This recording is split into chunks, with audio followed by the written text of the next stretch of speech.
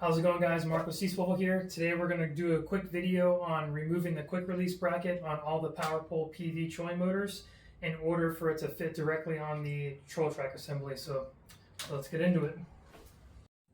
Alright, so the first thing that we're going to do is we're going to go ahead and remove the two small screws on either side of the plastic cover and go ahead and get that out of the way.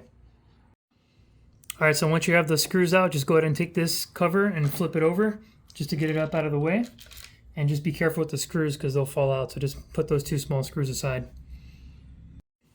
Alright, so the next thing we're going to do is we're going to go ahead and fold this plastic cover up out of the way.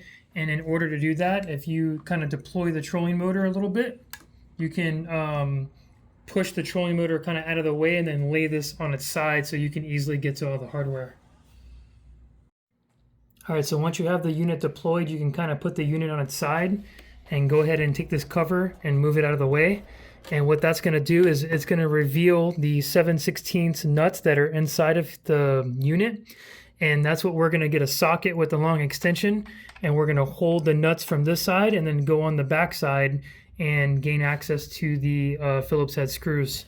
And basically all we're going to do is remove these 6 bolts to remove the quick release bracket off the unit. Because on the troll track, you're just bolting the trolling motor directly into these 6 bolts here, because this is going to basically be your quick release bracket, so there's no need to have the extra quick release bracket that comes from PowerPole. Alright, so once you have your 7/16, you can use either an open-end wrench or you can use a socket with an extension. You're just going to go ahead and hold that and come on the back side here. There's one. There's 2. 3.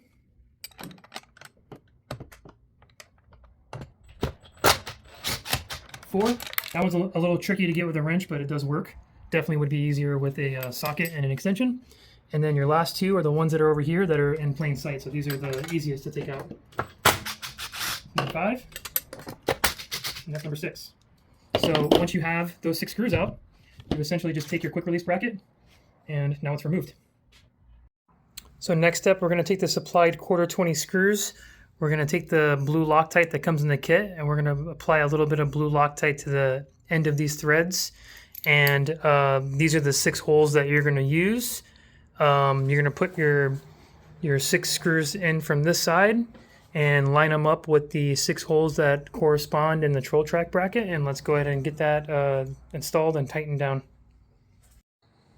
Alright, so once we have our 6 1/4-20 screws installed with some blue Loctite, we're going to go ahead and just put this cover back on carefully, and then also put our side covers back on and put our Phillips head screws back in there. Alright, so now that we have everything mounted to the troll track, I wanted to also show you that just the way that the trolling motor is designed from PowerPole, you get a little bit of extra overhang on this particular motor compared to other brands of motors. So when you're setting this up on your boat, you can actually mount your puck a little bit further inboard until you get these forks that are going to be close to your gunnel there. Whereas other trolling motors, you know, the trolling motor shaft comes out right in front of this plate right there. But on the PowerPole, you get, you know, a couple more inches of overhang. So when you go to do your install on your puck, just kind of keep that in mind, because obviously you want to mount this as close as you can to your rub rail, because you want as much inboard slide as you can get. But yep, got it all installed here and looking good.